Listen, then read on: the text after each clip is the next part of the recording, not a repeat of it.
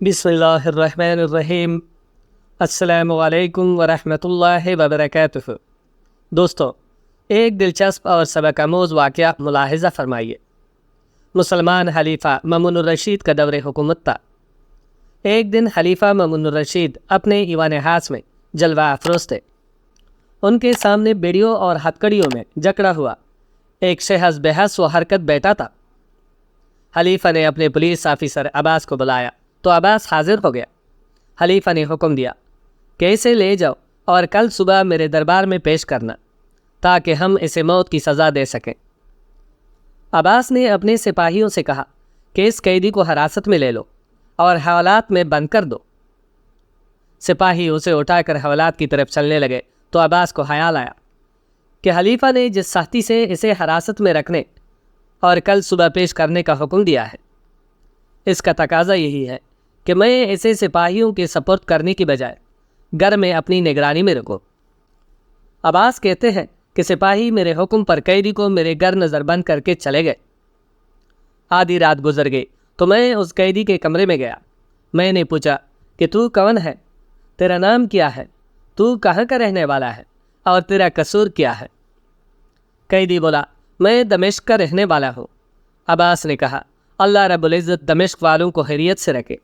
بتاؤ تم دمشق کے کون سے قبیلے سے تعلق رکھتے ہو؟ قیدی نے ایک قبیلے کا نام بتایا تو عباس کو اس قبیلے کا ایک شخص یاد آ گیا۔ عباس نے کہا، میں اس قبیلے میں آفیسر رہا ہوں اور اسی قبیلے کے ایک فلاں شخص کو بڑی اچھی طرح جانتا ہوں۔ مجھے اس کے بارے میں بتاؤ، وہ کیسا ہے اور کس حال میں ہے؟ قیدی ذرا سوچ کر بولا، جب تک آپ مجھے اس آدمی سے اپنی دلچسپی نہیں بتائیں گے اس وقت تک میں آپ کو اس کے متعلق کچھ نہیں بتاؤں گا۔ عباس نے کہا، وہ کیا آدمی تھا، اس کی جتنی تعریف کرو کم ہے، اس کی مجھ پر کیا عنایات تھی، تم سنو گے تو خوش ہو جاؤ گے۔ پھر عباس نے اس آدمی سے اپنی دلچسپی کے بارے میں بتایا۔ کئی سال پہلے میں کسی دور میں دمشق کے گورنر کا افسر تھا۔ وہاں کے لوگوں نے گورنر کے خلاف بغاوت کر دی۔ معاملے کی سنگینی دیکھ کر دمشق کا گورنر پنجرے میں لٹک کر قلعے سے اترا اور اپنے ساتھیوں سمیت فرار ہونے میں کامیاب ہو گیا۔ ان فرار ہونے والوں میں میں بھی تھا۔ مجھے پکڑنے کے لیے میرے پیچھے لوگوں کا جتھا مسلسل دوڑ رہا تھا، البتہ میں انتہائی تیز رفتاری سے دوڑتا ہوا ان کی دسترس سے باہر ہو کر ان کی آنکھوں سے اوجھل ہو گیا۔ اسی دوران میں اس آدمی کے گھر کے سامنے پہنچا تو مجھے وہ آدمی دروازے پر کھڑا نظر آیا۔ میں نے اس سے درخواست کی کہ میری مدد فرمائیے، اللہ آپ کی مدد فرمائے گا۔ اس نے مجھے اپنے محل نما گھر میں داخل ہونے کا حکم دیا۔ جب میں داخل ہوا تو اس کی بیوی نے مجھے فوراً میاں بیوی کے خاص حجرے میں داخل ہونے کا اشارہ کیا۔ اسی دوران مجھے مکان کی گیٹ پر لوگوں کا شور و غل سنائی دیا جو مالک مکان سے کہہ رہے تھے کہ واللہ وہ شخص تیرے گھر میں داخل ہوا ہے۔ اس نے کہا، تلاشی لے لو۔ چنانچہ لوگ اندر داخل ہو گئے اور انہوں نے اس حجرے کے علاوہ باقی گھر کا کونا کونا چھان مارا۔ پھر وہ آپس میں مشورہ کر کے کہنے لگے کہ وہ اس حجرے میں ہوگا۔ مرے خوف کی میری ٹانگیں کپ کپانے لگی اور دل میں ہول پڑنے لگا۔ اس کی بیوی جو کہ حجرے کے باہر حال میں کھڑی تھی، اس نے جرت کا مظاہرہ کیا اور لوگوں پر برس پڑی، جس کی وجہ سے انہیں اندر داخل ہونے کی جرت نہ ہوئی اور وہ باہر نکل گئے۔ بلہ آدمی باہر دروازے پر کھڑا ہو گیا اور اس کی بیوی میرے پاس آ کر مجھے حوصلہ دینے لگی۔ اس نے کہا کہ ڈرو نہیں، آرام سے بیٹھ جاؤ، اللہ تعالیٰ نے آپ کو ان کے شر سے محفوظ کر لیا ہے۔ اب آپ امن و سکون سے رہیں، جس پر میں نے ان کو ڈھیروں دعائیں دی۔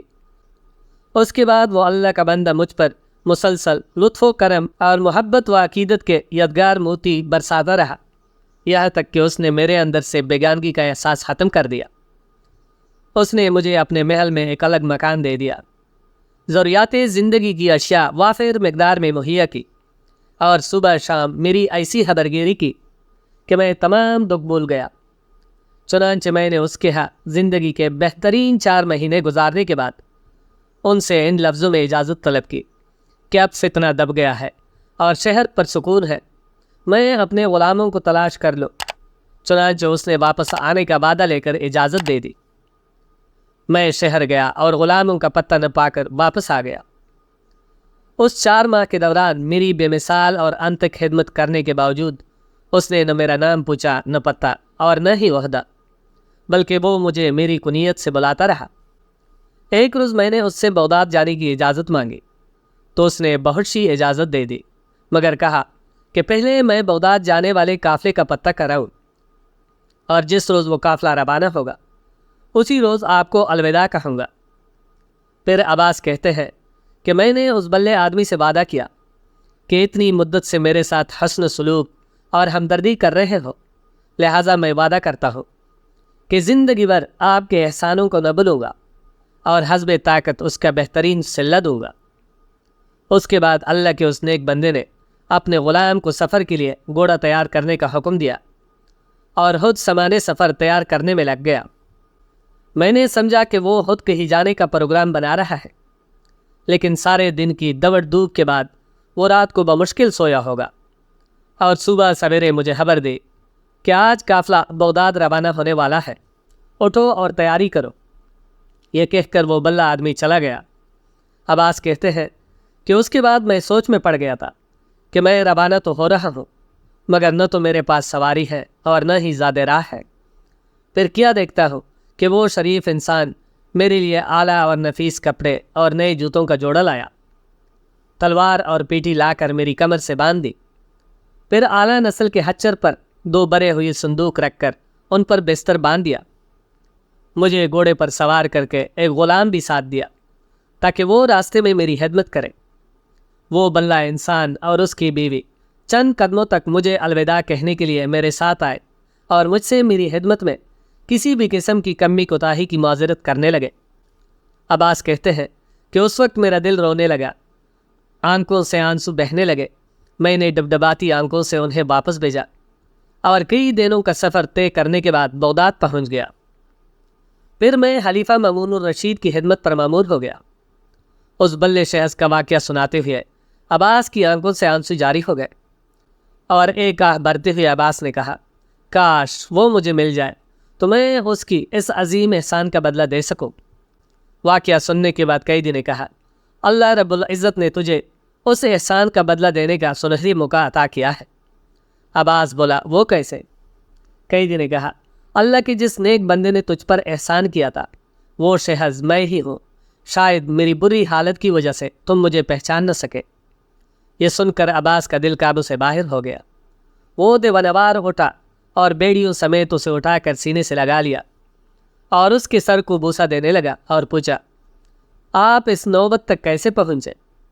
قیدی نے بتایا، دمشق میں پھر سے فتنہ برپا ہوا تھا اور اس کا الزام میرے سر در دیا گیا۔ مجھے گرفتار کر کے اس قدر تشدد کیا گیا کہ مجھے زندگی کی امید نہ رہی۔ پھر مجھے زنجیروں میں جکڑ کر یہاں خلیفہ کے دربار میں پیش کر دیا گیا۔ ان کے ہاں میرا جرم اس قدر بیانک ہے کہ وہ مجھے لمحالہ قتل کرا دیں گے۔ جس حال میں میری گرفتاری عمل میں آئی ہے اس نے مجھے وصیت کرنے کا بھی موقع نہیں دیا۔ میرے پیچھے میرا غلام آیا ہوا ہے اور وہ بغداد میں میرے ملنے والوں کے گھر میں موجود ہے تاکہ وہ میرے گھر والوں کو میرا حال بتا سکے۔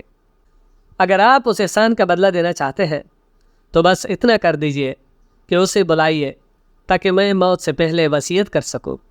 اگر آپ نے ایسا کر دیا تو عہد وفا پورا ہو گیا۔ عباس نے کہا، اللہ خیر کرے گا۔ پھر عباس نے راتوں رات لوہار کو طلب کر کے اس کے ہاتھ پاؤں سے زنجیریں اور بیڑیاں کٹوائی، گھر کے حمام میں غسل کرایا اور اسے عمدہ لباس پہنا کر اس کے غلام کو بلوایا۔ جب غلام گھر میں داخل ہوا تو وہ قیدی اپنے غلام کو دیکھ کر رونے لگا اور اسے وصیت کرنے لگا۔ پھر عباس نے اپنے سپاہی کو بلا کر ہدیہ لانے اور گھوڑا تیار کرنے کا حکم دیا تاکہ اس قیدی کو شہر سے باہر تک چھوڑائے۔ قیدی کہنے لگا، عباس دیکھو، خلیفہ کے ہاں میرا جرم نہایت بیانک ہے۔ اگر میں فرار ہو بھی گیا تو وہ مجھے اپنے لاؤ لشکر کے ذریعے پکڑ لیں گے اور قتل کرا دیں گے۔ عباس نے کہا، نہیں، تم یہاں سے فرار ہو کر نجات پاؤ اور مجھے اپنے کام کی تدبیر کرنے دو۔ قیدی بولا، نہیں عباس، تم پر مصیبت آ جائے گی، امیر المومنین تمہیں قتل کر دیں گے۔ مگر عباس بولا، مجھے پرواہ نہیں۔ قیدی نے دیکھا کہ عباس ضد پر اتر آیا ہے تو وہ کہنے لگا، واللہ میں بغداد سے باہر نہیں جاؤں گا اور مسلسل تیری خبر رکھوں گا۔ اگر معاملہ کٹن ہوا تو میں ضرور حاضر ہو جاؤں گا۔ عباس نے کہا چلو، اگر تمہارا یہی ارادہ ہے تو بغداد کے فلاں محلے میں ٹھہرو، اگر میں سلامت رہ گیا تو خبر کر دوں گا، ورنہ خود قتل ہو کر آپ کے احسان کا بدلہ چکا سکوں گا۔ عباس قیدی کو فرار کروا کر اپنے متعلق سوچنے لگا اور اس نتیجے پر پہنچا کہ موت یقینی ہے، لہٰذا کفن تیار کر لیا جائے اور غسل کر کے حنوط لگایا جائے۔ چنانچہ اس نے طلوع فجر سے پہلے غسل کیا اور حنوط لگا کر کفن تیار کر لیا۔ نماز فجر سے فارغ ہوتی ہی خلیفہ کا حکم آیا کہ قیدی کو لے کر ایوان شاہی پہنچا جائے۔ جب عباس وہاں پہنچا تو خلیفہ نے پوچھا عباس، مجرم کہاں ہے؟ عباس کی خاموشی پر انہوں نے کہا افسوس تجھ پر، اگر تو نے کہا کہ وہ فرار ہو گیا تو تیرا سر قلم کرا دوں گا۔ عباس بولا نہیں امیر المؤمنین، ہرگز وہ فرار نہیں ہوا، بلکہ آپ تھوڑی دیر کے لیے میرا اور اس کا قصہ سن لیجئے اور پھر جو جی میں آئیے کر گزریے۔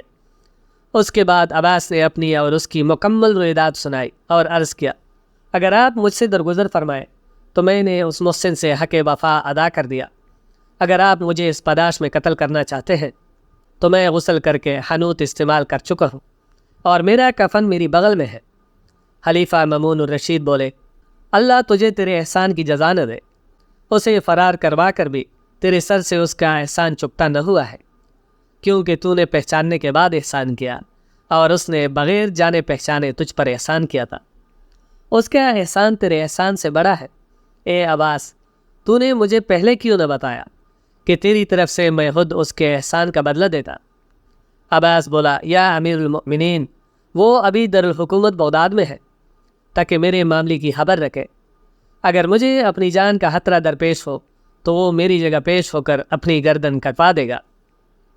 خلیفہ یہ سن کر کہنے لگا یہ اس کا تجھ پر دوسرا احسان ہے جو پہلے سے بھی بڑا ہے، جاؤ اور اسے میرے پاس لاؤ تاکہ تیرے اوپر ہونے والے احسان کا صلہ میں خود ادا کروں۔ چنانچہ عباس اس کے پاس گیا اور خوشخبری سنائی کہ آپ کا خوف دور ہو جانا چاہیے، خلیفہ نے یوں کہہ کر آپ کو طلب کیا ہے۔ اس نے کہا الحمدللہ، شکر ہے اس ذات کا جس کے سوا تنگیوں اور مشکلات کو کوئی دور نہیں کر سکتا، وہی حمد کے لائق ہے۔ پھر وہ خلیفہ کے سامنے پیش ہوا تو انہوں نے اپنے پاس بٹھا کر اس سے گفتگو کی اور اس کے ساتھ مل کر کھانا کھایا، پھر اسے دمشق کی گورنری کا عہدہ دینا چاہا جسے اس نے شکریہ کے ساتھ نامنظور کیا۔ خلیفہ نے اس کو بہت سا انعام و اکرام دے کر الوداع کیا۔ اس کے جانے کے بعد خلیفہ مامون الرشید نے دمشق کے گورنر کو حکم دیا کہ یہ شہز میرا خاص دوست ہے، لہٰذا وہ اس کے ساتھ حسن سلوک کا معاملہ کرے۔ دوستو، یقیناً آپ کو یہ ویڈیو پسند آئی ہوگی، لہٰذا ویڈیو کو لائک کر دے، چینل کو سبسکرائب کر دے اور بیل آئیکن کو دبا دے۔ جزاک اللہ۔